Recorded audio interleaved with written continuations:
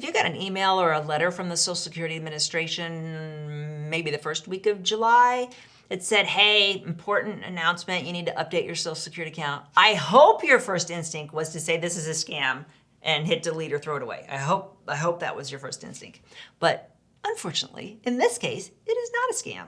And it's so hard to tell apart the scams and the not scams. They're so good. But this is what's happening at the Social Security Administration. They're trying to protect your account better, so they are leveling up their system. So if you are like the millions of people that already have an account at socialsecurity.gov, you need to go back in and you're going to have to go through some new steps to verify your identity. They want you to have a separate account with one of their authorizing bodies. So either their government site or their ID.me site.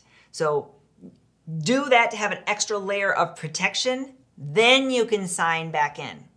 So that is legitimate. And for those of you that threw it away that thought it was a hack, good for you, because the Social Security scams are bilking millions of dollars. I'm going to do a separate video on just how prolific they are. The good news about these Social Security scams are they have actually gone down. They're not as prolific as they were in the past. I think they've found it easier to get money at other places.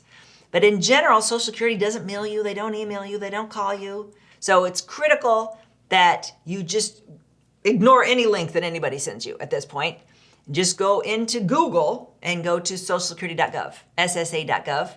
Go through that route, and that way you can get set up and be authenticated and try to avoid all the scams that are lurking out there for all of us. Thanks for watching. If you like this video, you might really like this video. Check it out.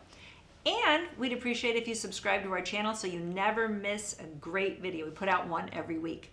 Check in the description below this video for a link to our cheat sheet on Social Security and Medicare.